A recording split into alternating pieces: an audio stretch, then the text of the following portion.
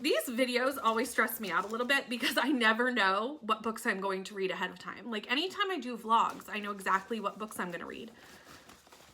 Not right now. I have no idea. Anything could be read in this vlog. And that is exciting and also scary.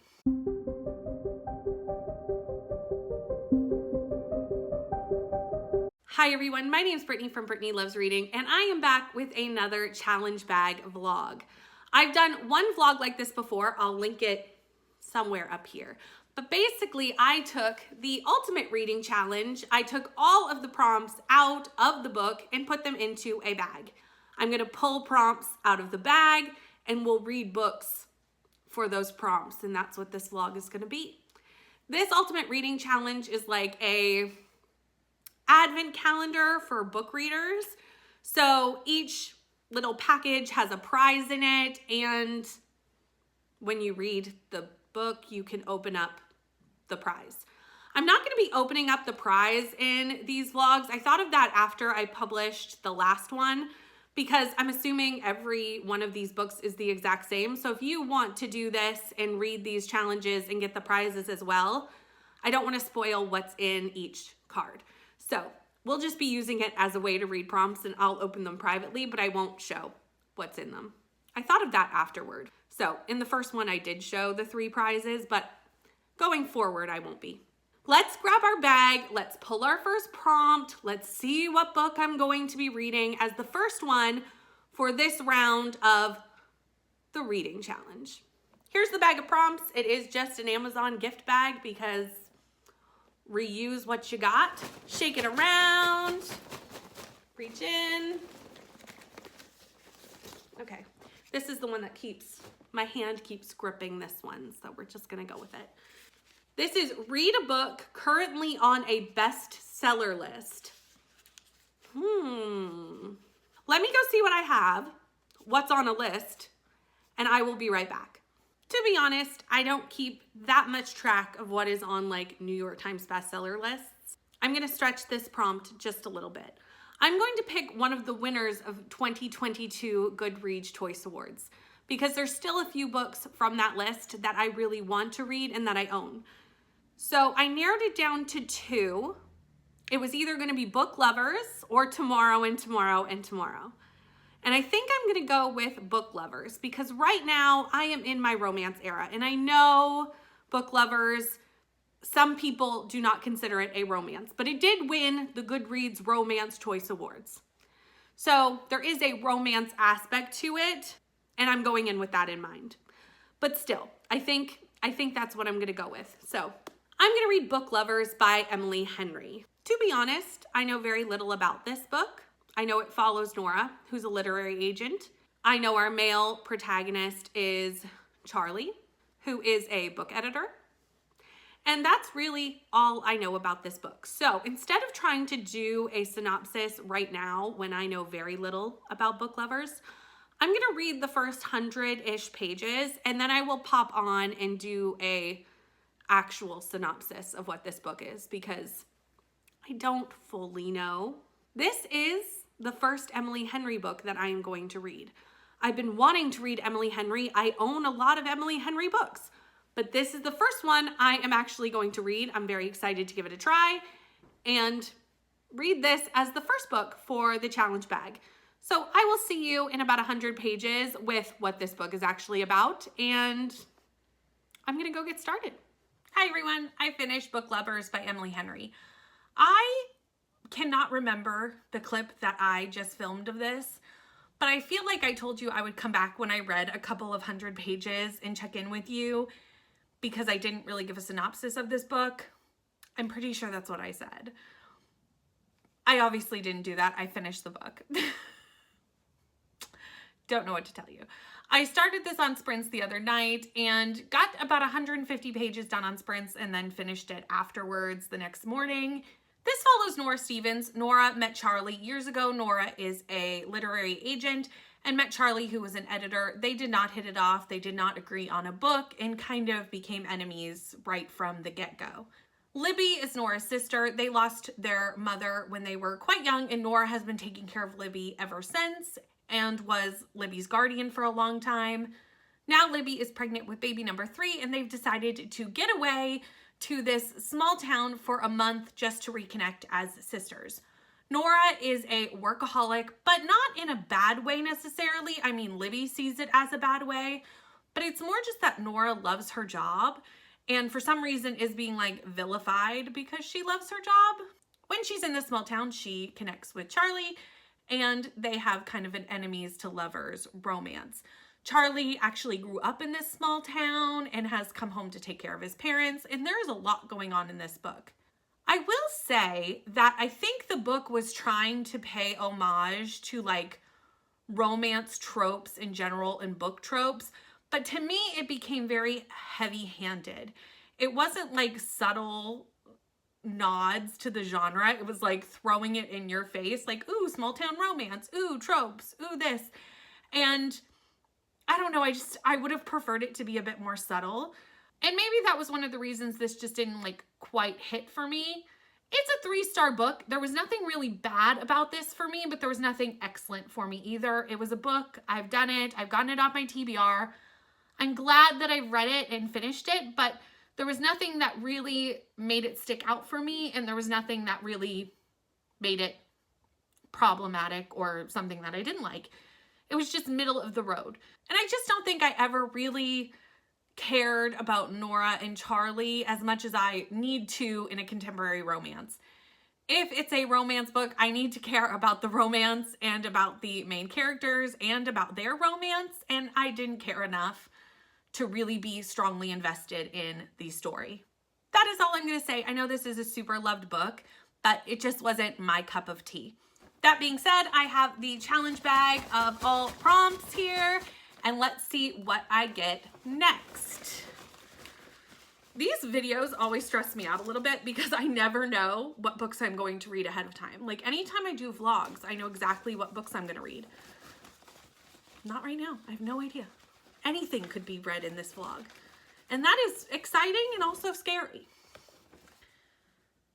Okay.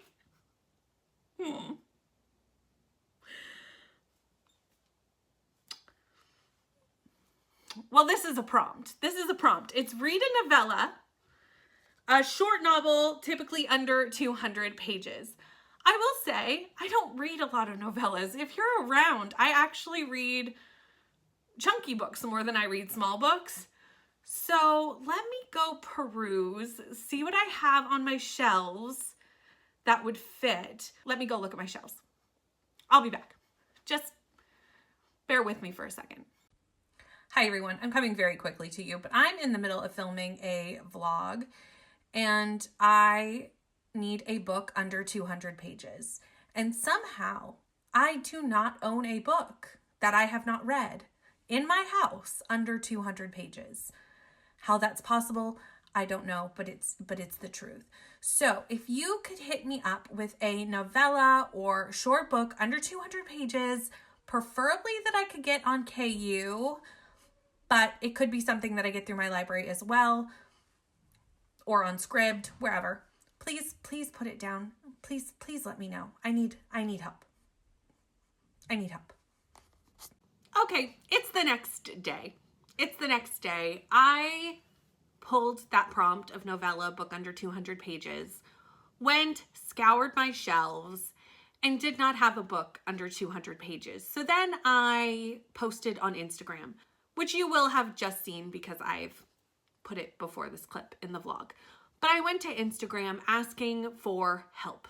And the problem with most novellas were they were either horror, which I'm not a huge horror reader, or they were part of a series, which would mean I would need to read books to get to the novella.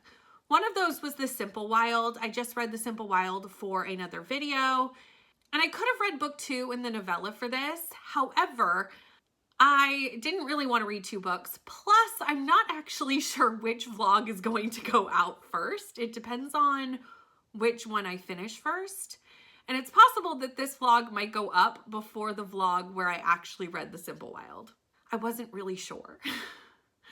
So I decided not to do that one. Thankfully, a subscriber, Jean, came in at the last minute with a fantastic suggestion. something on Kindle, something fantasy romance, something that I'm not sure if it's going to be good or not, but I'm excited to read it. And I think even if it's silly and kind of weird, it'll still be a fun time. And that is Cookies for My Orc Neighbor by Michelle Mills. And frankly, I don't know how this has become the chaos that is this channel, but we're here for it. It's only 79 pages. It's on KU. And tonight, I'm doing sprints on my channel. Tonight, I'm doing sprints with Crystal and all of the besties because we miss Crystal. Crystal went back to work and now isn't free during a lot of our nighttime sprints because it's daytime for her in Australia and she is at work. And we miss our dear Crystal so much. Way back in the early days of my booktube journey, Crystal was on mat leave and we spent so much time on sprints together, and now we don't as often. And this Saturday night for me, Sunday morning for Crystal, we were all free and decided, let's catch up, let's do sprints together. We miss everybody. Those were already scheduled. When this came up as a recommendation from Jean to read for the novella prompt, I screenshotted this and sent it to Neva and was like, this was just recommended to me. And Neva was like adding it to my Kindle. Like, I need to read this too because I just need to know what this is about.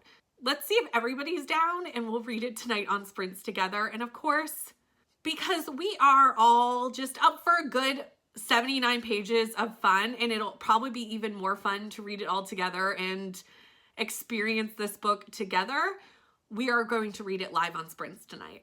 I will be reading this tonight on sprints. Obviously, I'm not going to start it right now because I'm just going to start it tonight on sprints, but I wanted to come and tell you what I chose to read for the novella prompt, and I will come to you when I'm done. We should be able to read this completely on sprints. It's only 79 pages. We'll probably read this and maybe even still keep reading other things after. This is not going to take long, but this is what I'm going to be reading for the novella prompt. This is a series also, just so everybody is aware. It is a 3-book series. I am not committing to all 3 books, but who knows? Let's read this one and see what happens. 3 stars for all the vibes. That's fair. The vibe is there, man. The vibes is there. I don't think the vibes is there with the book. I think we've brought the vibes with. Yeah. If you want like a quick book you can laugh at that you can read with your other smut-loving friends, this is one. Yeah, if you're trying to like finish your Goodreads goal for the year and you want to laugh, this is how to do it. Mm-hmm. If you need one more book like me to round it out to an even 10 books for the month, here you go. So last night on sprints, I read Cookies for My Orc Neighbor by Michelle Mills as my novella on sprints. All of the besties and Crystal read this on sprints. And also when people started showing up, finding out we were all reading this book, they joined in the comments and we had such a fantastic time. Not because the book was fantastic, because it wasn't, but we had a fantastic time. This follows Grace. Grace is a woman who lives next door to an orc. The orc is named Alden, and over the course of a couple days over winter, Grace goes and introduces herself to Alden, and they strike up a relationship and become a couple.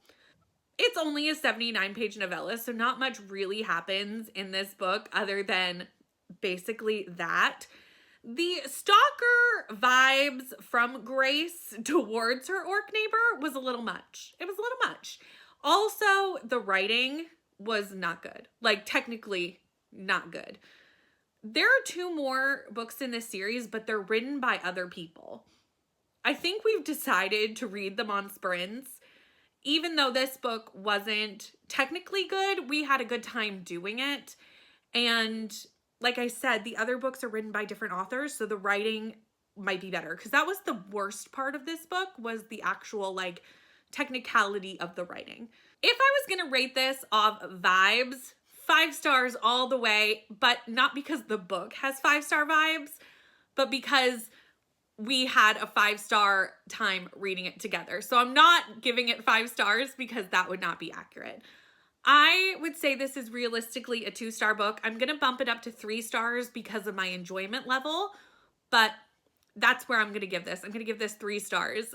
I'm pretty sure we're going to read the rest on sprints just because why not? It was fun. It was a fun time. And I think we're going to do the next book on Neva's once Kelsey gets back from vacation. I believe that's what's going on. Anyway, like I said, technically not a great book, but reading it together was a fun time. I'm going to give it 3 stars. We still have to pick one more prompt for this challenge bag and jump into that. So I have the bag here. Give it a little shake. I'm really hoping for a better prompt because Novella threw me for a loop. I'm not going to lie. Novella threw me for a loop. Read a book about a person with a disability. Ooh, I love a book with disability rep. Let me go look, see what I can figure out, and I will come back and talk to you in a minute. Okay, I've had a little look, and I'm going to pick up another book that I have on my Kindle, and that is Get a Life, Chloe Brown. I have not read the Brown Sisters trilogy yet. I'm fairly new into enjoying romance and reading romance, and this is a popular trilogy in the romance genre. This follows Chloe Brown, obviously, and Chloe is chronically ill. That is the disability rep that is in this book. And Chloe has a near-death experience and decides that she needs to get a life and makes a list of basically bucket items that she wants to do, but she needs help. So she enlists Red to help her, and this is a romance, so I have a feeling a romance happens between Chloe and Red. I am thrilled to be finally diving into this trilogy. I have heard so much about it. I want to know what Brown sister I most relate to. Everyone has a Brown sister they relate to, and I want to know who my Brown sister is. I need to know who my favorite Brown sister is, and I don't know yet, and now I'm going to start knowing with reading Chloe. So I'm going to go read Chloe. So I finished Get a Life, Chloe Brown, and I see what all the fuss is about with the Brown sisters already. Starting off super strong with this trilogy and giving it 5 stars. I loved this book. I love this romance. There is not one thing I didn't love about this. So this follows Chloe Brown. Obviously, Chloe has fibromyalgia. That is the disability rep in this book. And with her fibromyalgia, she has chronic pain. At the very first chapter of this book, she is almost hit by a car. And this causes her to really look at how her illness has kept her from accomplishing things that she'd like to accomplish. So Chloe makes the list of things she'd like to do to basically get a life and enlist Red, who is her landlord, to help her with these things because one of the things on her list is to ride a motorcycle, and Red has a motorcycle. Red finds out about the list and offers to help her with a few other things that are on this list. Obviously, sparks fly between our 2 main characters, and I just loved this relationship. I loved Chloe, I loved Red. I don't have chronic pain, so I can't speak to the trueness of the chronic pain and fibromyalgia rep in this book, but from what I could tell, it seemed well done in my opinion. I was interested to see how it affected Chloe's life, as well as I really enjoyed seeing Red understanding Chloe's circumstances without pitying Chloe and really trying to figure out how he could help her without taking away her autonomy. Really enjoyed that part of the book a lot. There is a 3rd act breakup in this book, but the way it is handled, fantastic. Absolutely fantastic. I loved the way Talia Hibbert handled this 3rd act breakup. I'm not a big fan of 3rd act breakups, even though they're in basically every romance novel. But in this case, it was perfect. It made sense. It moved the story forward. And again, how it was handled was just perfection, in my opinion. I cannot wait to read the rest of the Brown sisters. That is going to have to happen really, really soon. I feel like lately I have been starting a lot of series due to various videos, But I really need to work on finishing some series, and this is one that I want to finish really soon because I cannot wait to read about Danny and Eve. That is the end of this challenge bag vlog. Thank you so much for watching me use the ultimate reading challenge to pick my TBR.